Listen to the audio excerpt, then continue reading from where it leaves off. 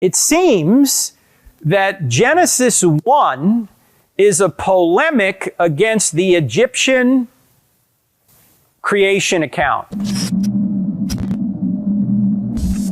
So I'm a marine biology and wildlife conservation student. And so that means I take a ton of science courses here at the university, genetics and geology type stuff and ecology. And so there have been a couple instances where I've had difficulty rectifying what I read in the Bible versus what I'm taught in class.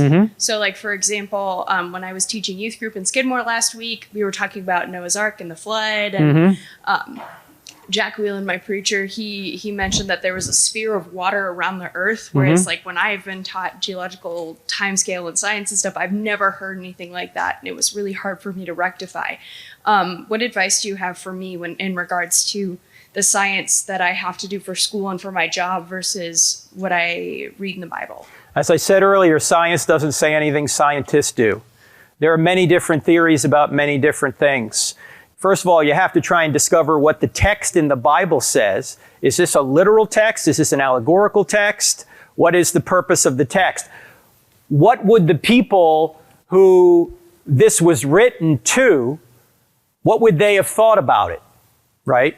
And then you have to look at the scientific theory and try and discover, is the data good? Is it being interpreted properly? And there are always assumptions that go into that. And there's always assumptions that go into this as well.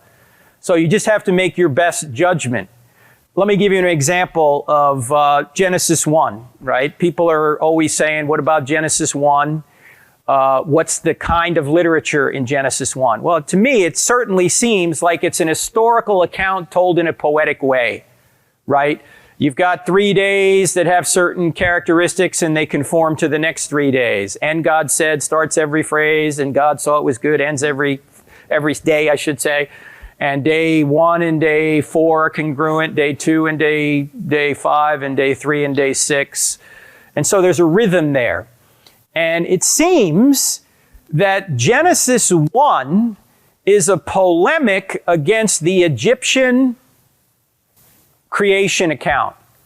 Who is Genesis 1 written by? Moses. When? Right after they came out of Egypt. Now, these people who are coming out of Egypt are not walking through the desert asking questions we might ask, like, I wonder how old this place is. You know, I wonder if creation or evolution is true or anything. They're not asking those questions. What they want to know is, who is the true God? Is it the Egyptian gods or is it Yahweh?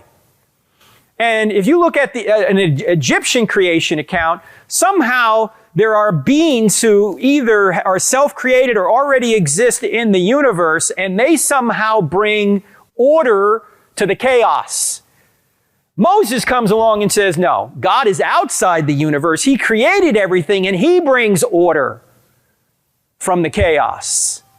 And so, depending on how literally you're going to take that passage, might either cause you problems or not problems when you're trying to look at scientific data, which also makes assumptions that can't always be proven. So do you think that I should keep the scientific data that I use in school and work and everything separate from my biblical belief? Or do you think it's okay to intertwine? No, you should integrate them and know that there are areas that you might not be able to figure out.